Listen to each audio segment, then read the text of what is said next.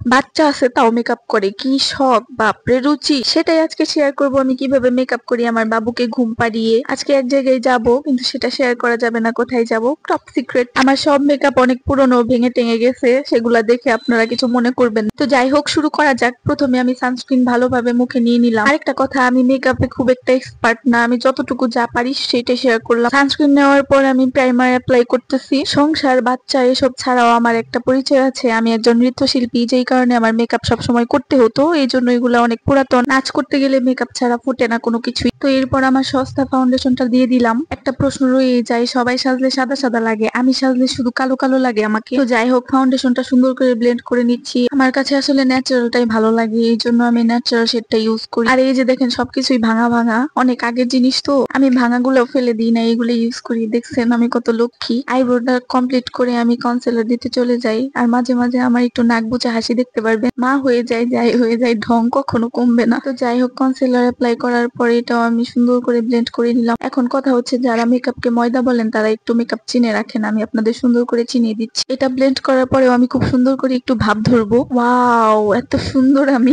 যাই হোক, মজা করতেছিলাম, বেশি মজার ঠেলায় লুজ পাউডারটা পড়ে গিয়েছিল। এখন আমার চোখটা সাজানোর প্রস্তুতি নিচ্ছিলাম। শ্যাডোর ঢাকনাটাও পড়ে গেল। আমার জীবনের সবই এত পইড়া পইড়া যাইতেছে, আমি কিছুই বুঝতেছি না। এরপর আমি সুন্দর করে আইলাইনারটা অ্যাপ্লাই করতেছি। দেখেন, আমার আইলাইনারটা অনেক সস্তা। মূল কথা, আমি সস্তা জিনিস দিয়ে মেকআপ করে আপনাদের দেখালাম। এরপর মাস্কারা অ্যাপ্লাই করব। যারা মনে করেন আমি মেকআপ সুন্দরী, তাদের জন্য একটা কথা বলি, আমি কিন্তু বেশিরভাগ সময় মেকআপ ছাড়াই আসি ক্যামেরার সামনে। এই যে দেখেন, এটাও ভাঙা, এই প্যালেটটাও এমন ভাবে ভাঙছে, তাও আমি ইউজ করি। আর করব, আমি তো একটা গরিব।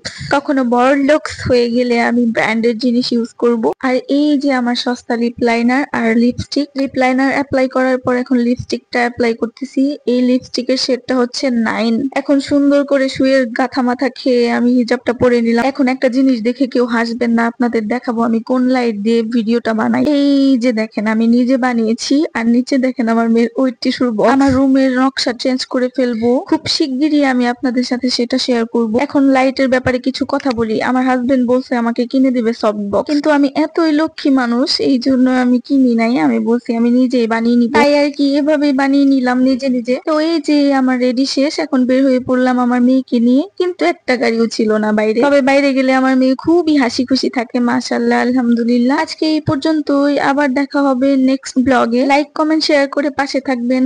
আল্লাহ হাফেজ।